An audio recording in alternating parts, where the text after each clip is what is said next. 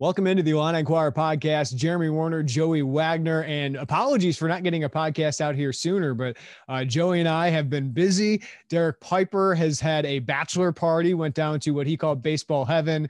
I called him out. You Cardinals fans think highly of yourselves, which I know you have a reason to do. It's a great ballpark. You have a great franchise, but hopefully he had a great time. But Joey and I and Ryan Easterling, we were plugging away with all these football visitors, and we're going to chat a lot about that on this podcast today. We'll chat about basketball, about that still open third assistant spot as it continues. It's almost like Brad's messing with us at this point, that this continues to drag on into mid-June. We'll talk about some of the visitors basketball has had over the last couple of weeks.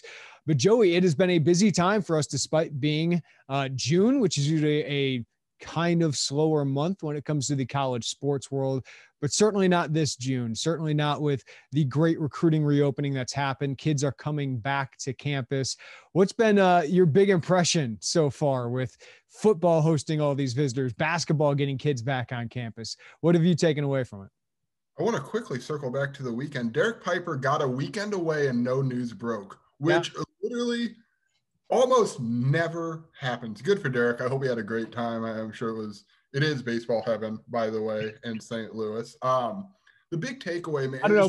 Pittsburgh's pretty good. They just have bad baseball. I'd love to see Pittsburgh. And I know when we were in San Francisco, you and Trotter saw I don't even know what it's called. It used to be AT&T. Oracle. It's not Oracle. Yeah.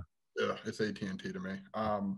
But the big Did you have fond memories of the AT&T corporation compared to Oracle? Is there one reason you like that multi-million-dollar corporation more than the other? Like when I started learning these baseball parks, it was AT&T, and I just don't have the mental capacity to start dumping old names and learning new ones. So all right, Cardinals fan, have you ever been to Wrigley?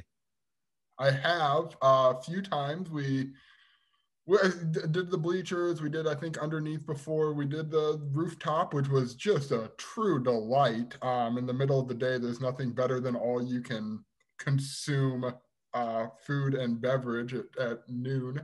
But yeah, look, that is a version of baseball heaven, right? Yeah, I mean, but we did it and it was a little cold and you're up there on the rooftops and it's fun. I mean, I'm not going to say like, I know there's fans who like look at the other stadium and is like, yuck. Like, no, that's not me. Like, it's awesome at Wrigley. It is really cool. US Cellular was my first. Hey, guaranteed rate. Get your corporations right, man. You got to get your leasing right. Dude, it was called The Cell. And it was just great. That's great. What an awesome name. The heck with this new crap. Football, right? We're recruiting. It's just cool, man. It's been 15 months since kids. And I was talking with somebody yesterday, Jeremy, and it's hard to, like, one, I'm excited that these kids get a chance to see this. I mean, this is such a big decision. Like, it's important for them to get there and to shake a hand or to see somebody in the eyes. And I went back. I probably shouldn't have, but my line of thinking was like, man, those 21 kids, wow. Like, that is really difficult. And I hope for any number of reasons, they don't have to go through that. Recruiting class doesn't have to go through that again, both macro and micro here. But it's hard, man. It's hard to imagine making that decision without being there. And I know it's a grind for the coaches and for the kids. My goodness, they're on an airplane every freaking weekend for the month of June or in a car or whatever it might be. But this is what it is. I mean, we see the Saturdays, right? The 12 Saturdays or whatever it comes. But it ultimately gets parsed down to this and building these relationships. It's just good to see it happening again. You could almost make the analogy of these kids in the 2021 class, which, by the way, Prince Green, I think, was the first of the guys, or it would have been Samari Collier, but Prince Green, committed, right? Samari had visited campus. Mm-hmm. Prince Green committed a year ago, 13 months ago, right, to Illinois. He got to campus after Malachi Hood got to campus, right? He got to campus after, like, he had not set foot on campus before some of these 2022 kids did for their official visits. It was just crazy to think about. And now they, of course, have a different coaching staff and all of that, which makes it even crazier of what the last year has been. But yes, it's almost like they were shopping for a car online. right? Like they had to do it all online. They talked to their dealer online, and they had to trust that person across the screen or kind of figure things out through that way. While these guys go get to take the test drive. Like the 2022 kids, I was concerned about them for evaluation opportunities. At least they're finally getting those now, right? Like at least it's later in the process, but they're getting those evaluation opportunities. They're getting offers maybe a little bit later than the class of 2021, which was able to, after their junior year, go to some of these camps, get offers, kind of go through that a little bit. But these guys, in 2021, we're shopping online. At least now, these 2022 kids are able to see it in person. I think there's just an element that you can't do on Zoom. Like you and I can get our personality across on Zoom. I think these coaches obviously have and done well with it through Zoom, and they've been creative with it all. And I think some of those things will translate into the future. I mean, Zoom recruiting, you're going to keep that a part of it because why not? It's a great tool. You and I use it now, even though we don't have to, because it is something we learned during this pandemic. But God dang, man, like I went to a White Sox game. Derek Piper went to a Cardinals game. Now we're finally seeing these visits. I'm going to go to a camp up in Naperville this weekend to cover college football recruiting camp. And it's like, we are slowly getting back to normal, like, because, the vaccines are here, like the numbers are going down. We're finally getting back to normal and we're seeing it in recruiting. We're going to see it in the stands in August. We're going to see it this next week when we talk to Josh Whitman at a roundtable in person. Training camp, we'll see if Brett Bielema has training camp open, but I'm sure we're going to have some in-person interviews. Like, so slowly but surely we're getting there. And for these recruits, it's monstrous just to have that in person. And Joey, so far, it seems like it's 1 weekend. It's the honeymoon period. They have one commitment, Malachi Hood, through it, but it seems like they did pretty well during the last week. Yeah. And I think, Jeremy, we've talked outside of the program. We're not talking coaches or staffers or whoever. We've talked to 10, 12 people from the weekend who are involved, whether it be parents or recruits or whatever the case may be. And this isn't a case of like, yeah, the commits and their parents are really selling this up. Like, hey, this was good. This was good. This is true. I mean, we've talked to players who weren't committed, parents of players who weren't committed. And I'm not saying they told us like, hey, we're here, we're committing. That's not what we're saying. But we're saying is the theme that we've heard across the board hasn't changed. And they knocked it out of the park. And it is the first one. But eventually, like, this is the honeymoon. Eventually, we're going to have to take enough body of work and collect enough data and say, this is just what it is, right? Like, this is just a well-executed plan that was thought out and the coaching staff nailed. And we'll see what that turns into, right? There's just been the one commitment so far. But I don't think you and I walked into, our plans for June, like, okay, how are we going to do this? And think, all right, the Monday after the first one, get ready to get on the phones because they're going to be X, Y, and Z commits. I don't think we thought that at all. I'm sure the coaching staff didn't think that. You hope it. Obviously, you hope it, right? But it's been 15 months, man. These kids want to take visits. Jeremy, if I were a recruit, I would take every last stinking visit. You want to fly me around to go to a college and be wooed and have back pats for 48 hours? Yeah, man, sign me up. But what Illinois, we think, did, especially for the uncommitted kids, is set the bar. Like, this is part of the good thing of being the first one, right? Especially for kids who have never done this before. Like, they just haven't. No, these kids haven't taken official. So to have that baseline, and you can make a similar argument for being the last one, right? Or the middle one. You could find a way to spin this any way you wanted. But right now we're looking at the first one, and the first one went well, and it was thought out, and it was authentic. And to what you said when our conversation about Zoom earlier, people I've talked to said it translated. This wasn't like, okay, yeah, they had all this good stuff on Zoom, and then in real life it was kind of awkward or not even tense. It just, wasn't quite the same. No, it translated well. And again, we'll see how it all plays out. But for the first one, and like for us covering this, we're trying to understand how this works too with a new coaching staff and what their goals are. So interesting weekend. I think it went well for them.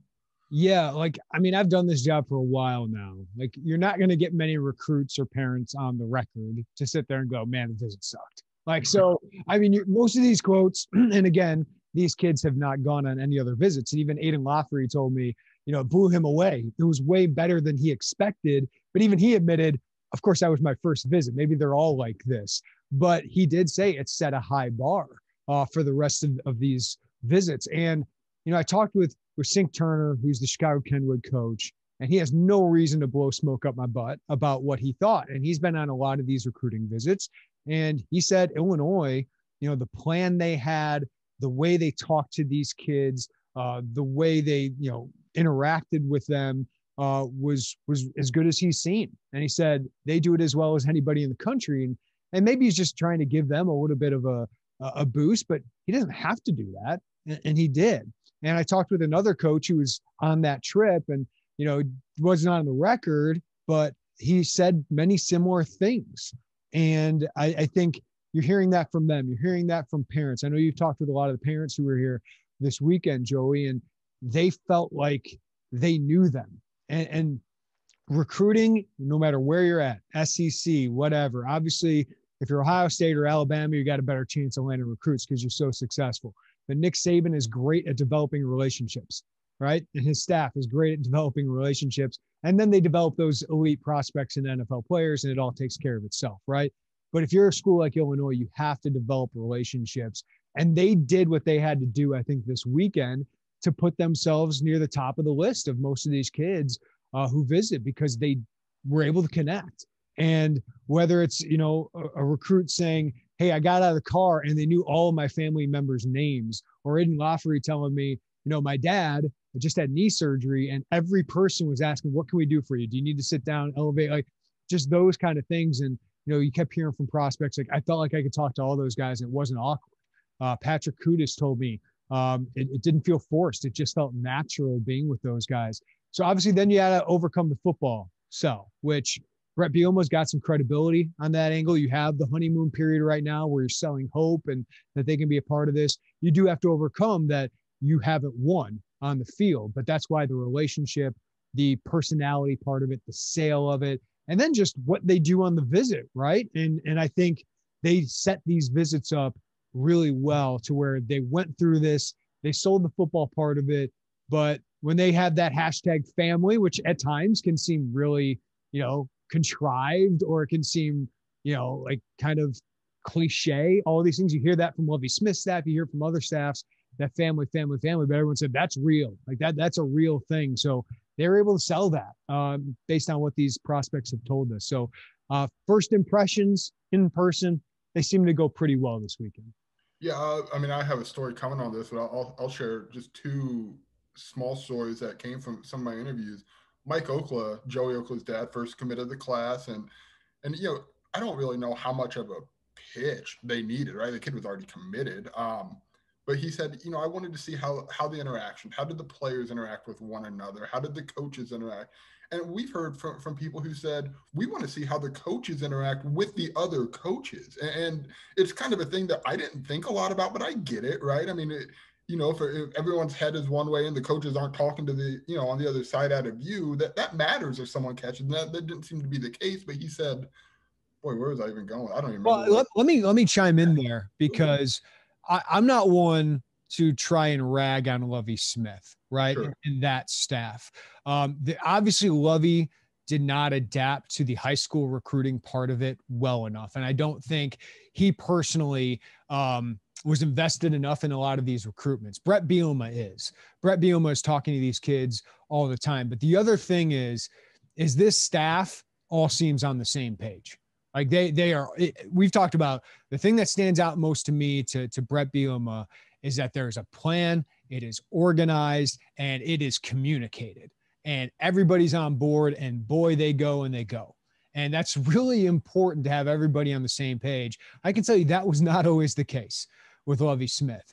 His staff had some guys that got along really well. I thought their best recruiting came when it was Corey Patterson, Thad Ward, and Austin Clark on the road in St. Louis together. Rod Smith was with them at times. Like that group was really, really good. I thought even Canodo and Corey together was really, really good. Like when those guys got on the same page and then Lovie was active with it, like Johnny Newton, Seth Coleman, they won those recruitments, Keith Randolph, because I think they were all together on that. The best recruiters were together. They were on the same page. And then Lovie came in and closed. Like that feels like what every recruitment right now, for the most part, is with Brett Bielema. Obviously, the assistants are going to be more in tune with an individual recruitment for the most part, but it's all communicated all through, the recruiting staff and into Brett Bielema.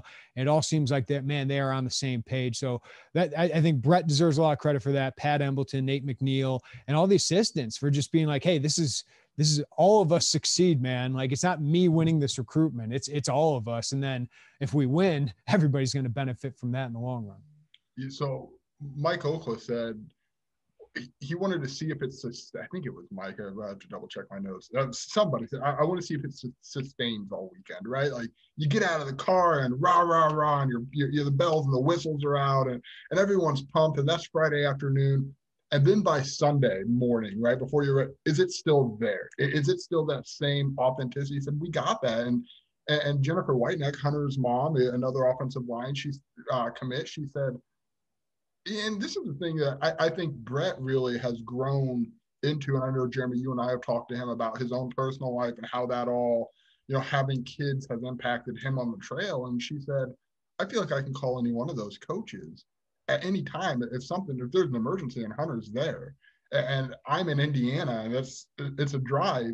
I can call Ben Miller, the special teams coach. I can call a defensive coach and feel like he's okay. And for a parent, to feel that's obviously been communicated well from the coaching aspect. It's something that I didn't think about, Jim. I don't have any kids. I did not think about that element of it, but that matters. And, a lot of that's their personalities and they all have families. And she said, I've never met like coaches' kids or wives before. Like that's just not something I've done. And she said they were all up playing putt-putt on the roof. So it's just the little things that, like, for me and you, our job is like, okay, let's call the recruit. Like that's like priority one. And then as we branch out more and time has passed, we take different angles. But I didn't think about some of that stuff because I'm 30 and I don't have to think about some of that stuff because I don't have kids. But it's just all those intricate details. And like you said, they're all on the same page. And that is important for them as they try to sell. Like, you got to be on the same page if you don't have wins to sell. Now, right now, Brett doesn't have losses to sell either. But you don't have wins, and it's a lot harder to sell stuff without that. So we'll see what it all turns out. This is the first. Like, that's what I keep thinking. Like, oh my gosh, there's 3 more weekends of this, and it won't be the size, like in sheer numbers, but a lot of ball game left, man.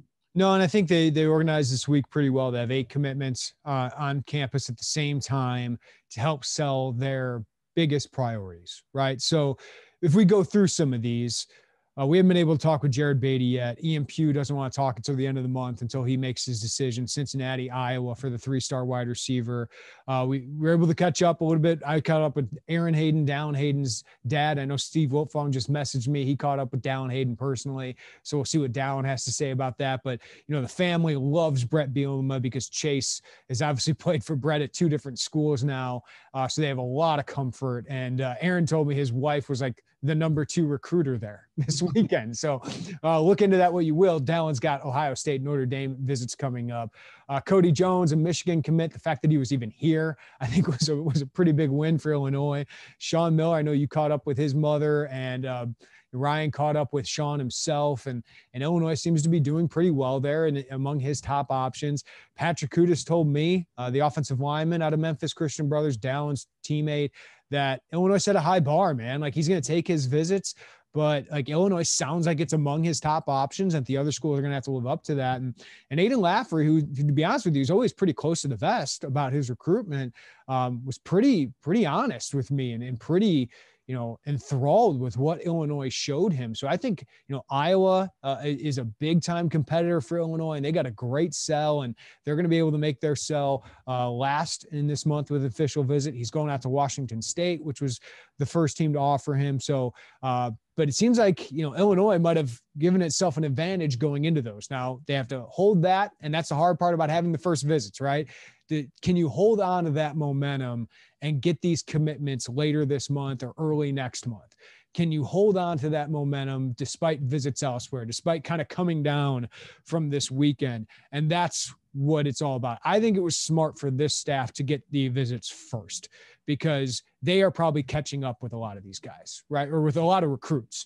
And to make the first statement and to make it a strong one like they did, I think was great for them. But now they have to hold on to that. And that's up to them to continue to recruit these guys, but it's also up to them to have made a stronger pitch and a stronger connection while they're on campus. But you're right, Joey. I mean, they got 9 commitments now with Malachi Hood, and we'll chat about him here in a second.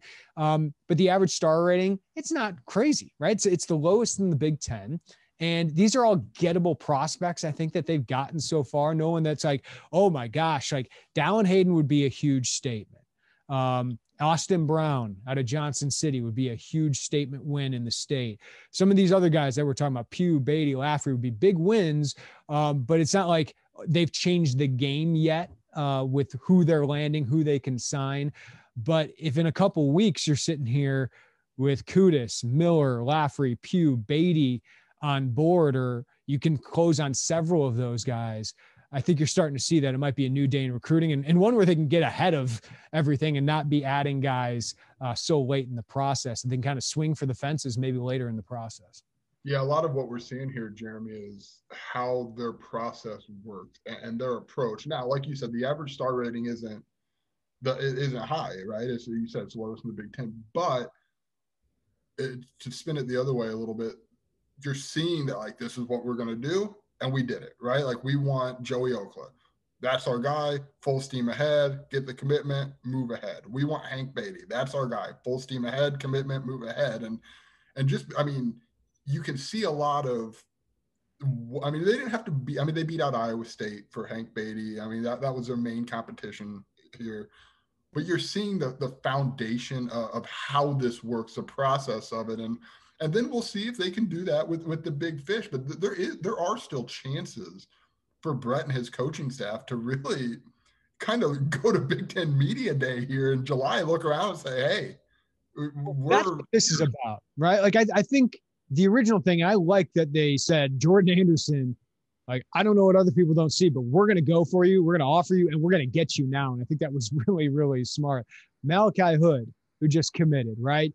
Didn't have any offers, wasn't rated on any of these sites. Now we have him as a 3-star prospect, which some people complain, and I think legitimately that everybody gets a 3-star rating that's committed to a Power 5 school. Like, I would change that. I think we need more 2 stars. I think we need more 4 stars. But like, they went out, saw him, got him on campus right away because they liked him, but then they want to see him, they evaluate him, and they offer and they push. They don't wait, right? And it's a good thing because Northwestern wanted to get him on campus, Tennessee wanted to get him on campus, and I think the same thing would have happened with Jordan Anderson. If they waited to offer, they kind of slow played to see, like, well, let's see if we can get Dallin Hayden or Aiden Laffrey first. No, they went and got Jordan Anderson, said, you're a different piece than those guys. We want you on our football team.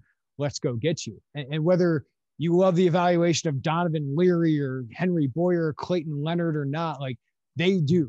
They love those guys. So they said, let's go get them. Let's get them on board and let's fill that spot. Let's get, develop those guys like I did at Wisconsin, like I did at Arkansas. So I like that. I like that they're confident in themselves. They go out and get it. 4 or 5 years from now, we can grade the class, but also puts them as a position where they're not racing to fill spots, right? They in a 20-member class, they already got 9 of those guys.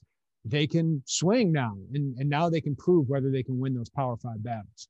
And they had 8 of those guys committed on campus. They had 8 more recruiters with them on campus over the weekend. That's a big deal. And 8 recruiters who were vocal about being recruiters, right? Like the members of the 22 class weren't like, yeah, we're here, but we're feeling, no, like they were selling this program, and that matters too. Let's talk about Malachi Hood, because I think it's a fascinating story. Like, seriously, I'm not just trying to carry water here. Think about, I'll tell you, Jeremy, and we've talked about this.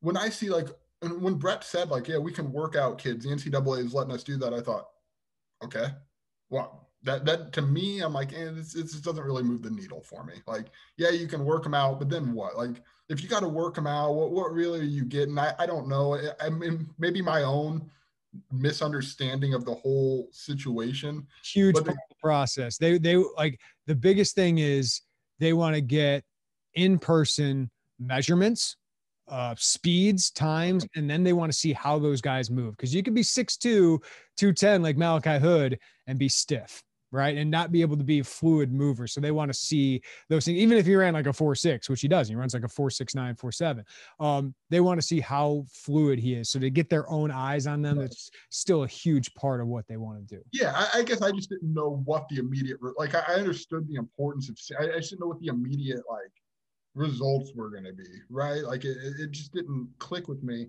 So he comes in, he gets an offer that day. I thought it was smart of them to say, come back in 3 days for an official visit, by the way, with your friends here. I mean, I thought that was a good play. And then they get a commitment. And I just, like, this staff doesn't seem to get worried about some of the stuff that we or fans, I wouldn't say worry, but zone in, like 3-star this or that. It's like, hey, this is a path that we can get an eye on a person and get them on campus to work them out.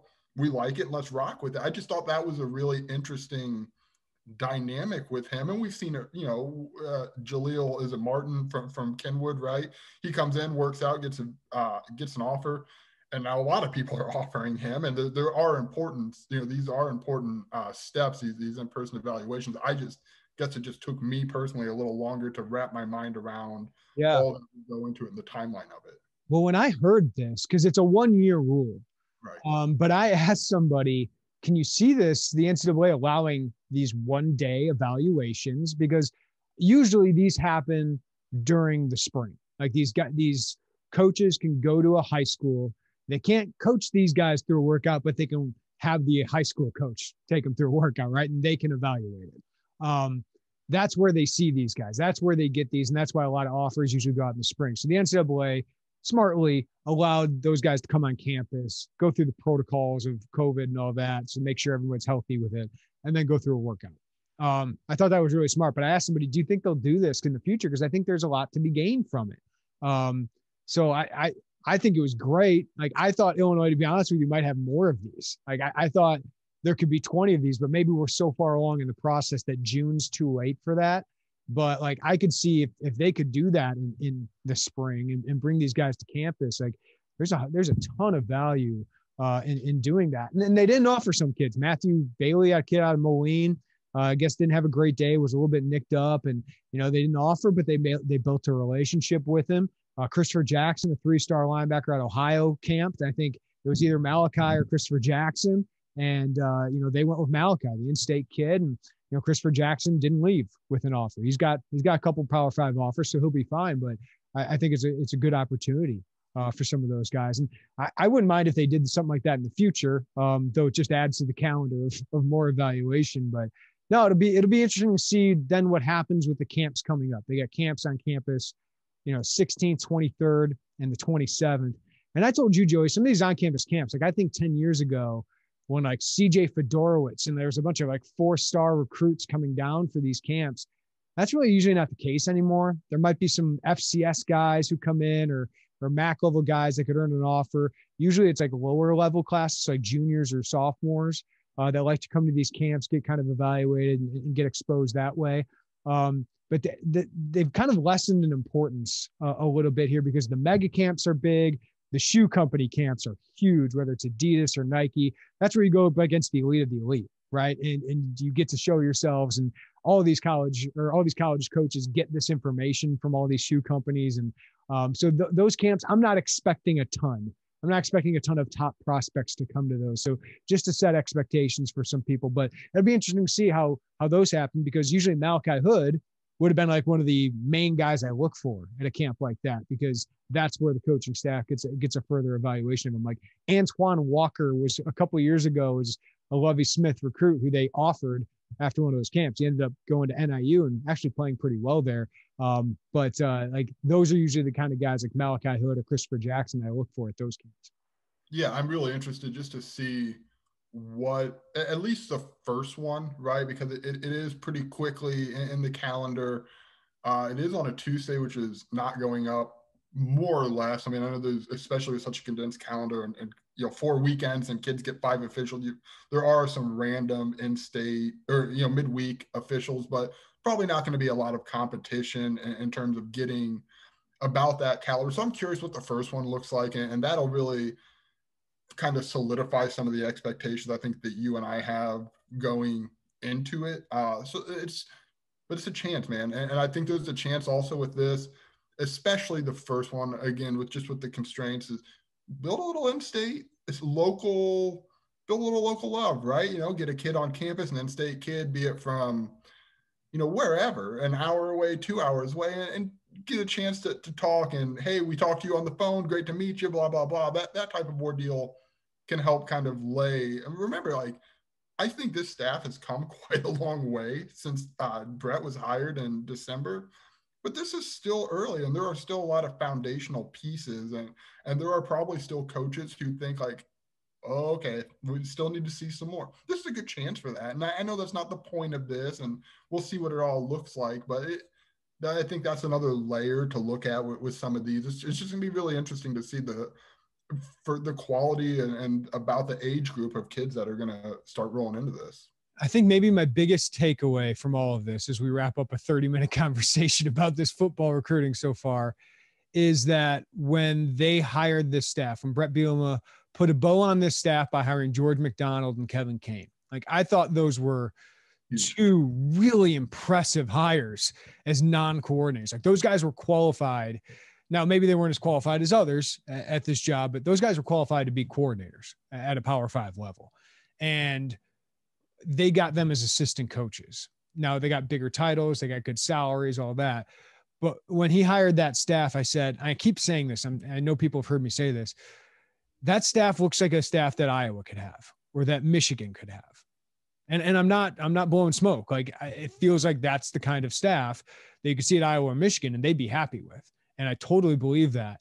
I believe that more so now. I think based on the feedback I've gotten from people, whether it's coaches, parents, recruits, or even people inside the program, I think the staff is legit. I think this is the best crew of people that has been put together at Illinois since probably Ron Zook in 06, 07, when he had, a bunch of future, even 2010, 2011, when Jeff Brom is on that staff. And no matter what you think of Paul Petrino and Vic Coding, those guys were decent at their jobs.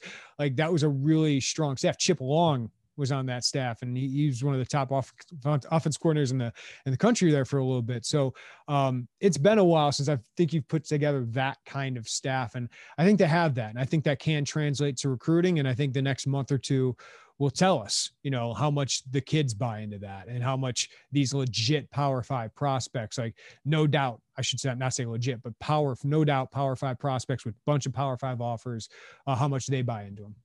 Yeah, and I'll say it's pretty clear to us, and just in the players we've talked to, the current members of the team, that they've bought in. I mean, this is June now. The season's coming pretty quick.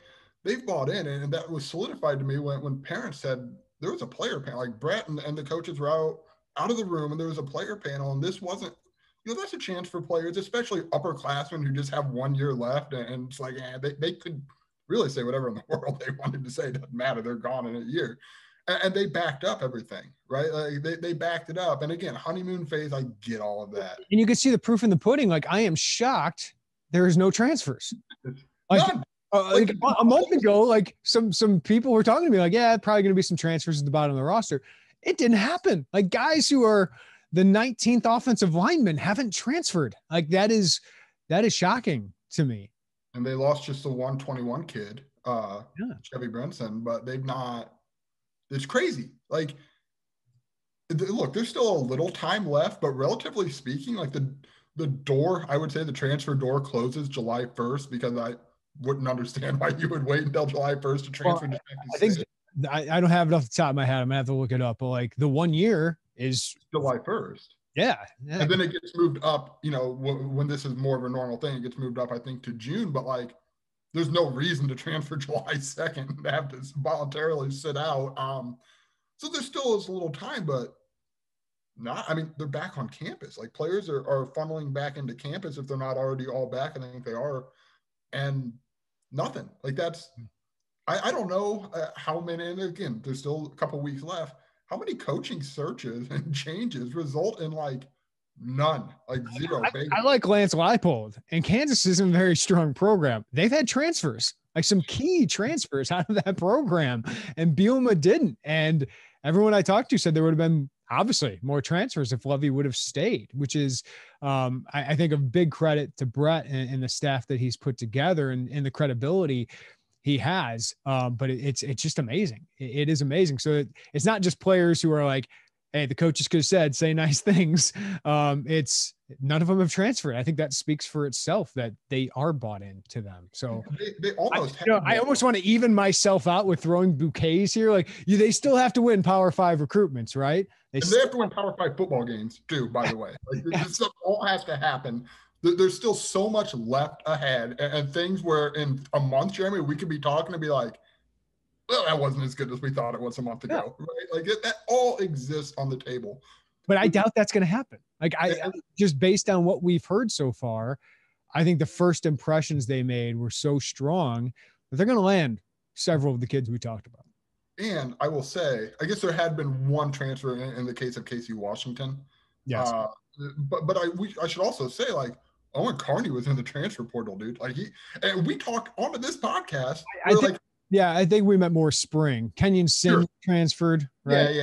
But since spring ball, I mean, but Owen was in there. We talked in this podcast when Adam Miller transferred, and we're like, yeah, he could come back. And we thought, yeah, usually if you're there, you're not going.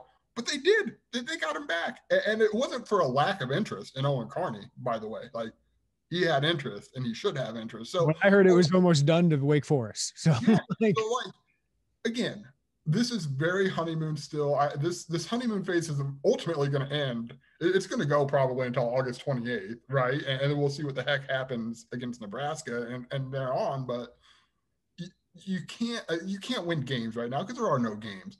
But you can win in a lot of different ways and show that maybe you're not winning every recruitment. They didn't win the Deuce McGuire recruitment. He went to Northwestern. That happened. But you can win and understand, helping people understand and showing the process and the plan. And I think that is something Brett has done. And ultimately, again, in a year from now, if they go 2-10 or whatever in the heck it is, I don't think a lot of people are going to care if Brett won the process and the plan, in May of 2021. But you've got to get some momentum. And that is where this program is right now. There is some momentum. Will that all pay off? No, they're not going to win every single recruitment they're involved in, but they have that momentum going forward into these next 3 official weekends. And that is a big deal for a new coaching staff. Yeah, tell us a lot who commits over the next month. We'll see what happens there. And they got a lot more official visitors coming the rest of the month. By the way, one of my favorite things I heard about was them playing paintball on the football practice fields right up outside of Memorial Stadium and just south of Smith Football Center. And the best anecdote I got from that was Tank Wright, the former Army assistant coach, Army crawling throughout the paintball course. So that was a good visual. And I bet that had to be a really good time. I asked Hank, so first, a little background quickly, like they'd gotten a schedule earlier in the week about what it was going to be, facility tours, academic, the whole 9 yards. And it was special activity carved out on Saturday. We didn't say what it was. So then they get their little name tags. And I guess, which I did not know this, on the back of the name tags, there was a schedule of what's going on. And then it was paintball. So the recruits are all texting each other like, really about to play paintball right now? Like, this is pretty cool.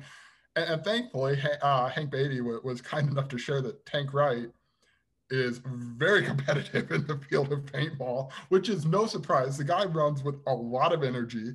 And what a good idea. And now I'm curious, what is it going to be next week? And are they going to do paintball again? It'll make a lot of sense. Like, I heard they had to jump through a lot of hoops to make that legal. But they got it done. Recruiting staff, well done. Got it done. Good for you guys for getting it done. So what's next week? And now I'm like, okay, they're not going to do paint like that. That cat's out of the bag. What are they going to do?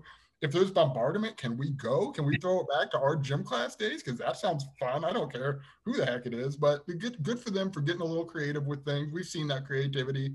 I mean, we saw them go to Gibson City to eat lunch. We saw them go fishing in Johnson City.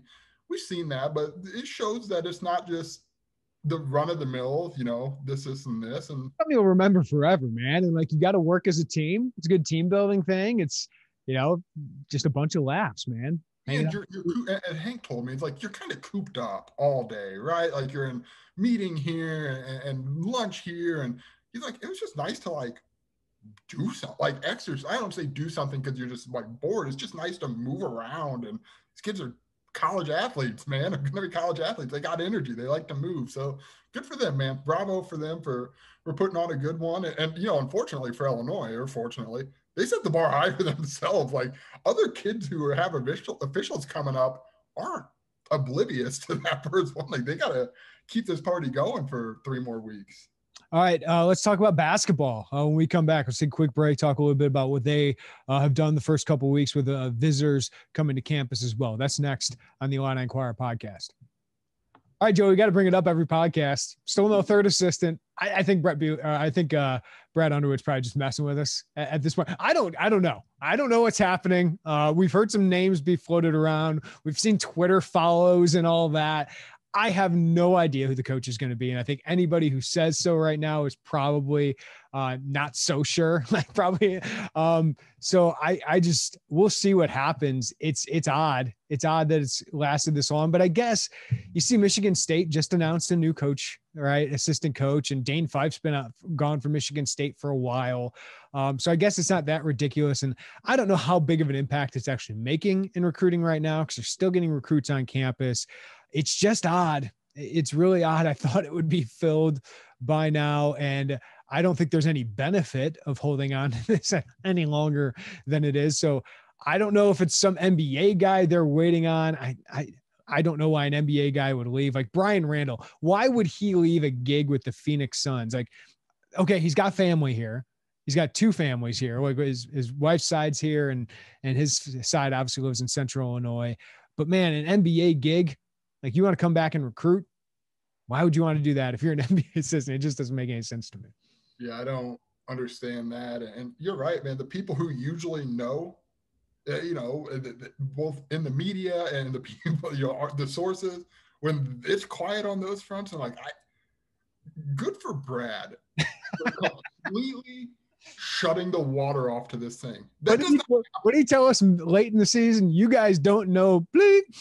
Yeah, good for him, man. He's done it here. I just don't. Like the water's completely shut off. Like there's, like I don't know, fans are like, we want information. So do we. Like we want to know this, so it's over. First of all, I don't know. Generally, under the Josh Whitman era, and certainly with Lovie Smith, was pretty good about cutting off leaks from the inside. But usually it comes even from the outside, right? From agents or the coaching industry or reporters elsewhere, right?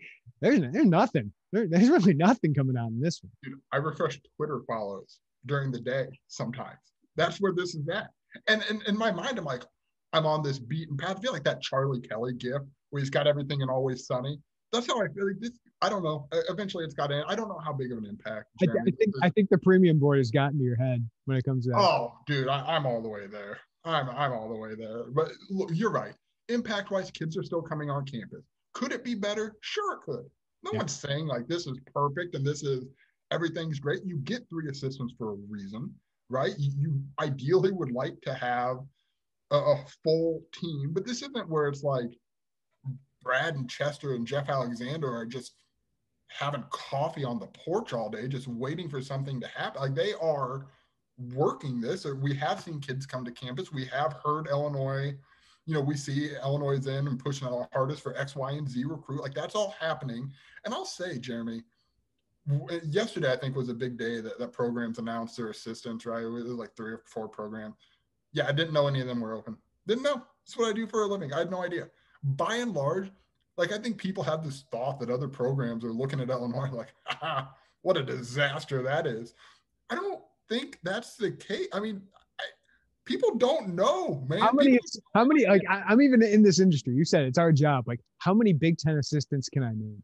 Like Phil Martelli, that's just because he gets a story on The Athletic every 2 minutes. I don't know, man. I don't, and they're good stories, by the way. Don't get me wrong. But you don't know. I mean, you don't.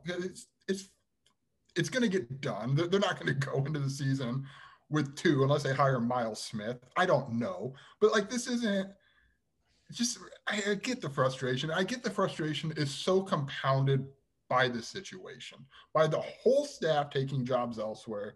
Like I stand by, if one of the three of the old staff would have left and it was June 8th or whatever it is right now, I don't even know the days anymore.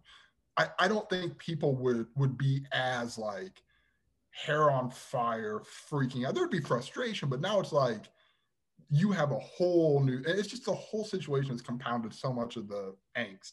Well, my biggest angst for filling these assistant spots was the current roster.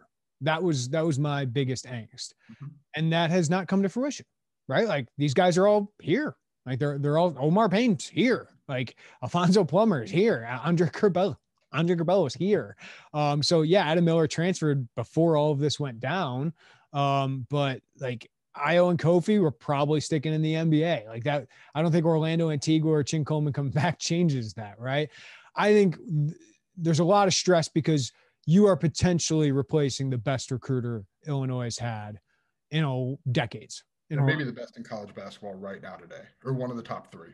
Which is why he'll probably make seven figures. Like I know his base salary is $850, but he'll get incentives with that.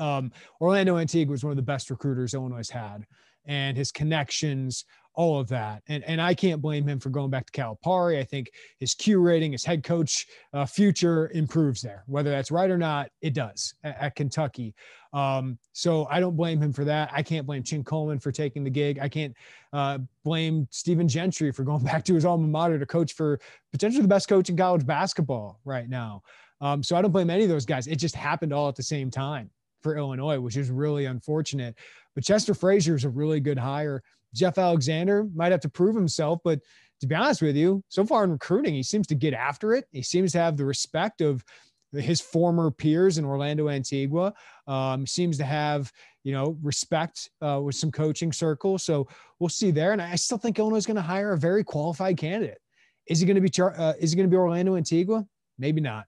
But that doesn't mean Illinois can't succeed in recruiting. And they certainly are drawing a lot of talent to campus this month so far. Jeremy Fears Jr., one of the top prospects in 2023, a kid, from south side of Chicago, visited on June 1st. Ty Pence, St. Joe Ogden, visited on June 2nd. And I was wondering, is this an offer visit? And it was. And Illinois is the first Power 5 school to offer Ty Pence. And boy, they seem to be in a good position for him. Then his buddy, Owen Freeman from Bradley Bourbonnais, visits, and he's since the big man in 2023 has gotten offers from Butler, Iowa, Wake Forest, some really good high major programs. So Illinois got in very early in that recruitment.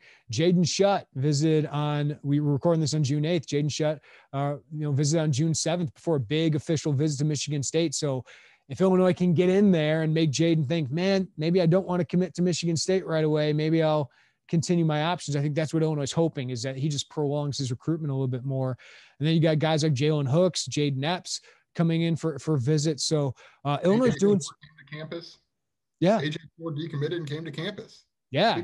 Chester Frazier seems to be doing a pretty good job so far of having so many connections and drawing people in and really having it doesn't surprise me covering him, but like having the personality that really moves the needle with these kids. So it's going to be interesting, Joey. Like my hypothesis of all of this is Illinois hasn't been landing 5-star recruits, right? Now, Io turned into a 5-star player. Kofi Coburn turned into a 5-star player. You can already say Andre Curbelo has turned into a 5-star player. They're not going to win many battles against Kentucky. They're not going to win many battles against Kansas of the world, right? But I think Brad, has talked a lot about loyalty lately. I think, Brad was always a guy that I thought would recruit like John Beilein or a Matt Painter. I think it's going to go more towards that. I really do. And that doesn't mean they're going to not go after Andre Curbelo or Jaden Epps is a very highly ranked player. I just think Brad is going to go more towards, and not that Kofi or Io were, I don't think that the drama-filled recruitments he's going to spend much time on. I think he's going to go with guys he's comfortable with. And I think after winning and establishing this program, I think he's probably more confident in doing that. Yeah, and I think the floor of players is higher, like guys he's comfortable with, and like the floor of their interest back to Illinois is higher now than it was when he walked into this thing 5 years ago, I guess, at this point. So, yeah, we've seen time over. You can go down the list of Kentucky beat them out, Kansas, Duke. I mean, you can go down the list of it, and yeah, you want to shoot your shot. Of course, you want to shoot your shot. Now, how much are you going to put your effort into? I don't know, but they believe, and it's similar a little bit to what Brett's doing on the football side. They believe in their development. They believe in how they helped Io DeSumo. And now, Io also was, and we should with Brad Underwood, right? Like what those guys, what that staff did, and Chin Coleman and Stephen Gentry and Jeff Alexander, obviously, and Orlando Antigua, like we should believe in that because boy, like they got the most already out of Andre Curbelo, the most out of Kofi Coburn, the most out of Adams. And they helped Trent Frazier scoring offensively, but they helped him round out his game on the defensive side. And like they've helped this development of players. So recruiting might look different. Sure, it might. It's going to look different with any staff change, right? Different connections, different beliefs, different understanding of how to get the most here or there. But different doesn't always mean pack it up, see you at the bottom of the Big Ten. Boy, as a fan, you sure love to see a Friday in the Big Ten tournament. It doesn't always mean that. It just means it might have a different feel to it. And look, it might not, right? They still might be in the mix. But Illinois wasn't, like to your point, even with the best recruiter or in Illinois history, recent history at least, and certainly right now one of the top 3 to 5 in college basketball in Orlando. Yeah, I think obviously the old timers, not to call you old timers, but like Jimmy Collins. Yeah, don't yell at me for Jimmy Collins. It was a slip of the tongue. I understand Jimmy was really, really good. But they weren't like, this wasn't they just got the numbers 6, 22, and 40 player and one recruiting. Like that wasn't happening. I'm not knocking the recruiting class. Let's just be real about what it was. But the development was everything. It's everything. It is in college basketball. And you can make an argument that 2 and 3 and dones help your program more than a 1 and done. And again, if you can get Ben Simmons, right? If you Suggs, right? Cunningham, Jalen Suggs, Chet Holmgren, yeah, you're doing that, and you're walking and strutting down Neal Street to celebrate that because you should. But that's not the only way to do this. And you've seen programs have success in understanding that's not the only way to do this. So we'll see. Well, and the only team in the Big Ten that's really doing that right now is Michigan, right? Like, and they haven't done it yet. Like that's not what they've won with so far. Like, Isaiah Todd and all these guys, like that didn't happen. Like they had multiple year guys. I mean, just Isaiah Livers, like Hunter Dickinson is in the draft, but I don't think he's going to stick there. Like, I don't think he's a 1 and done. He's a guy who's going to be there multiple years. Isaiah Livers, Franz Wagner, they had 2 fifth-year transfers who were amazing for them last year, but he's now recruiting off that and getting these 5-star players. So it'll be interesting to see how Juwan does, but what's the standard of the Big Ten right now? It's Michigan State, right? It's obviously Michigan under what Beeline was doing. And there were a couple guys there who were early entry draft picks, but most of those guys were still multi-year guys. Purdue, Matt Painter, year after year, what he's done has been incredibly, incredibly impressive. And Maryland's probably been as good as anybody at getting some of these top 40 prospects. And they've been good for a long time, but now they kind of dipped a little bit. And I think they're doing great in the transfer portal right now. So I think they'll be back. But, that's kind of been the model in the Big Ten is Brad wants to stay old. It feels like he's recruiting a little bit to stay old and to be old eventually. Hey, look, you can circle back and make the argument, well, none of this really pays off in the NCAA tournament. Sure, you can make that argument. That's fine. And, yeah, I think you're right. Juwan is about the only one who's really playing the one and done game. And I'm sure every coach in the Big Ten would happily drive him to Boston right now. They would happily drive him to Portland or wherever in the world because he's really good at this. But there's just different ways to do it, man. And not every new way is the worst way. And it might look different. And there might be speed bumps. That's just like if you're following a team and there's no speed bumps, honestly, I don't even know what team are you following that there's no speed bumps. The interesting thing is like they seem like they're going to be pretty loaded on the wing. Like it seems like they're in a good spot on the wing, and then it's finding who's the guy to develop behind Andre Curbelo, right? Who's going to be the guy after Andre Curbelo, and who's going to be the post rotation. So those are the 2 needs. Like I'm not too worried about what they have in the wing. And Reggie Bass seems to be a pretty good prospect for them. If they could get AJ Storr back on board, listen, the kid decommits. I just think, man, it's gonna be hard to get him back on board, especially with the offers, but they seem to put together a good case there. So yeah, I think, they're developing a deeper roster. That's for sure. Like, you think of the first couple classes. I know some people hold this against them as misses, but dude, you're just taking scholarships when you're taking Greg Boyd-Bodine and Matisse Vasile, like Anthony Higgs. Like, they knew those were flyers, but you have to have a roster. So they were recruiting those guys being like, maybe they turn into something. At this point, I don't think you're going to be seeing a lot of those. Don't think you're going to see a lot of those. And we didn't even mention development, like a guy like Alan Griffin or Andres Feliz.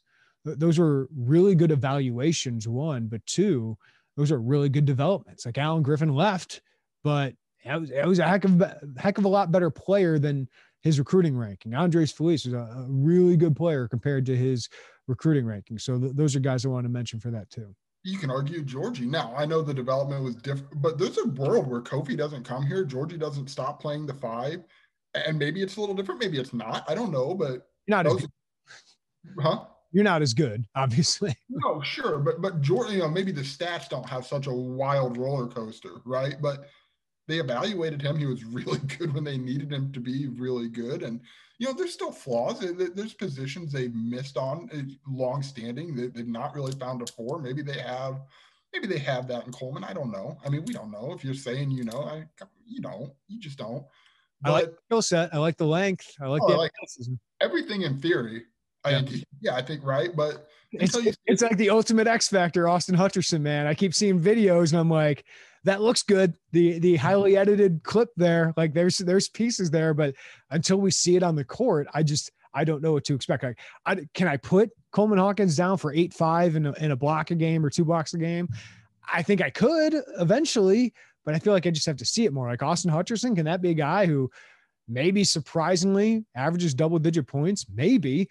Or it could be a guy that, isn't ready for this or is hurt or whatever. I don't know what to put on some of those guys. And Omar Payne might be the same thing, though. I think we know a little bit more about Omar, given how much he played at Florida. But there's a lot of X factors on that team, which makes it so hard to predict what they'll do. Those X factors are hard to read if you've not seen them. Again, I'm with you. I think Coleman could be really, really good at basketball at Illinois. He is really good at basketball. I think he can be really good for Illinois. But we just got to see it. And maybe we see it this year. Maybe it's like that first thing, like, oh my, yeah. Now, this is all coming. So we'll see. I mean, but development to me, I mean, unless you're a blue blood, which hello Gonzaga suddenly is not a blue blood, but like they're at that same dinner, right? I mean, they're a better program right now than blue bloods. Yeah. So unless you're getting those, I mean, development's got to be the key for everything. Now, you don't want the long-term, Higgs or some of the guys that you mentioned at the end of the bench. You don't want a full bench full of kids that like need a lot of development. You want guys who are ready to help you and contribute sooner than later, but it all takes time, man. We'll see. When I say it all takes time, I didn't think we'd be sitting here on June 8th trying to figure out who in the world the third assistant's going to be. But I guess that takes time too. I just keep waiting for a random news drop. Well, maybe we'll get this podcast to be completely out of date within an hour, because that's usually how things work. Yeah, that's how it works. Is Easterling on a plane? Someone call Easterling. That's usually when it goes down. All right, it's been a busy month of recruiting. That's why we went an hour on this with both football and basketball, and it'll only get more intense here. As we said, Jalen Hooks, Jaden Epps for basketball. Illinois football, you can check out the visitor list on our page of what they have coming up. And, a lot of out-of-state guys, Austin Brown, Jacob Bostic, some in-state guys who are going to be visiting at some point for Illinois. So, and then guys making decisions too. And I think a lot of these will be late June, early July, start making their after making all these visits. And I hope a lot of these kids take these visits, because man, they've been waiting a year to take these. And it's just great that they can get back on the road and do all this, Joey. Dude, at minimum, it's a family vacation for a weekend, right? Just a bare minimum. You and your parents or your brother and sister or whatever, you're going to hang out for a weekend somewhere, and you're going to get well fed, and you're going to get your back patted, and it's all going to be fun. So yeah, man, take them. It's meant to be taken. That's right. All right, Joey. Appreciate the time, man. All right, man.